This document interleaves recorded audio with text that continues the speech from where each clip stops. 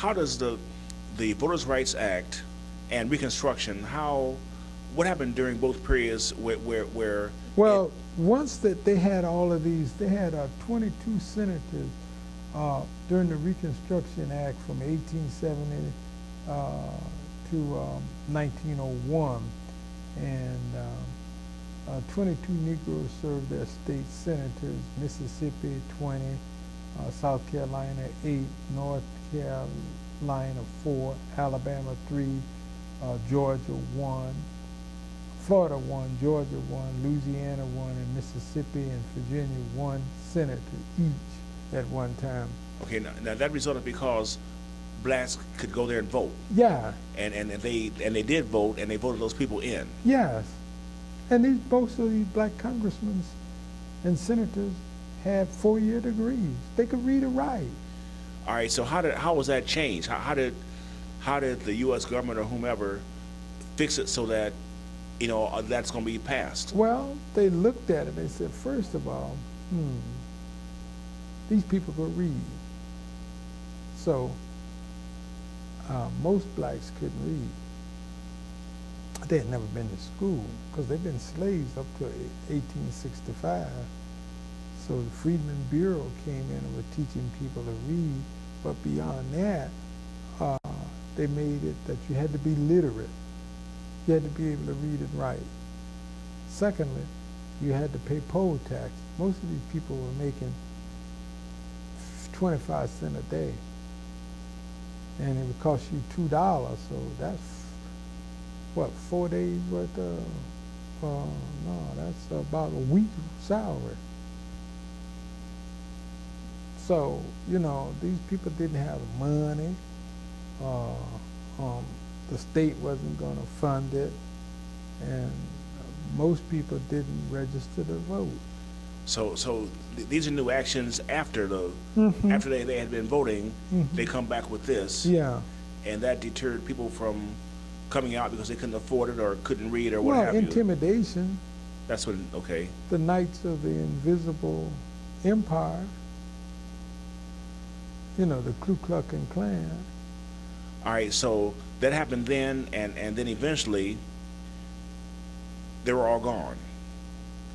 And blacks are back into a state of, the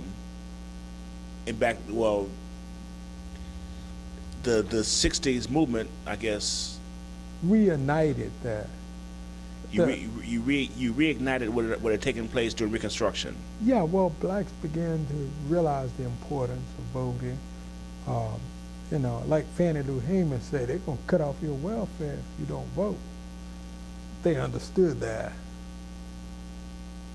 She took a group of women down and said, you don't go down there and vote, they're going to cut off your welfare. So you see what I mean? So today, the similarity then is they used the Jim Crow laws and what have you to deter blacks then, and now they're just taking those rights away and letting people come back to what they were doing originally before. Yeah, well, they're going to, if you only making $10 a week and your rent is $20, so you had to work 2 weeks to pay your rent. The rest of the money, you had to take care of your kids. If your rent was $20 a week, that's $40, so you knew you had to come up with $40 plus food and grocery and clothing. And a lot of people was too prideful to take welfare. We don't need it. We never was on welfare. So I got to Fort Wayne. But what I'm driving at is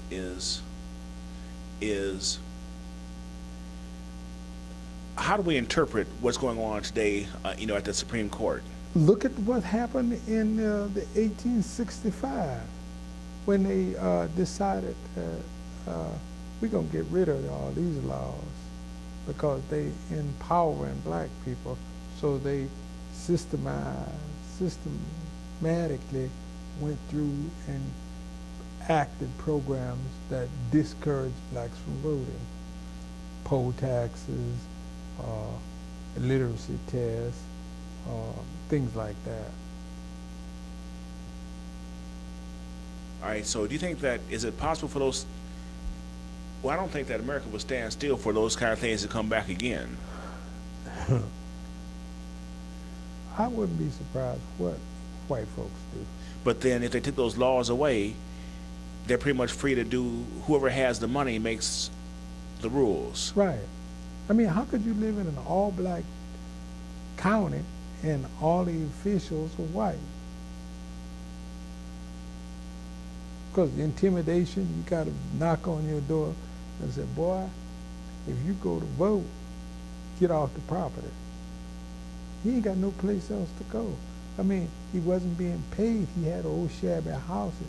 It's provide him, he had a truck patch out back that he could live off of.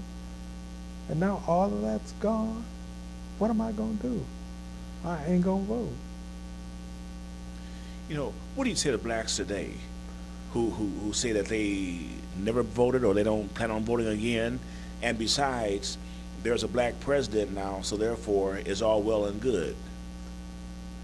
Well, you know, as they say in the South, that's Mr. Charlie's nigger. He playing into the game.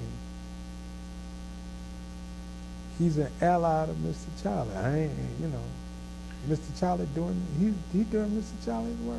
You mean the guy, not the president, but the guy that says that he's not going to vote? Yeah, right.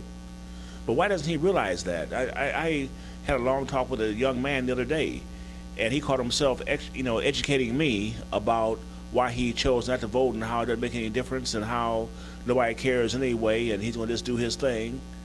Well, I mean, I think anybody today, at this time in a juncture of life among black folks, all you have to do is go back and look at it. I mean, everything happened because we gained some respectability through our actions, through courts. The NAACP put up a fierce fight to get black people to vote. They registered, they took them down there, they checked irregularities. They found out who the Klan leaders were, who was doing the intimidation, stopped it.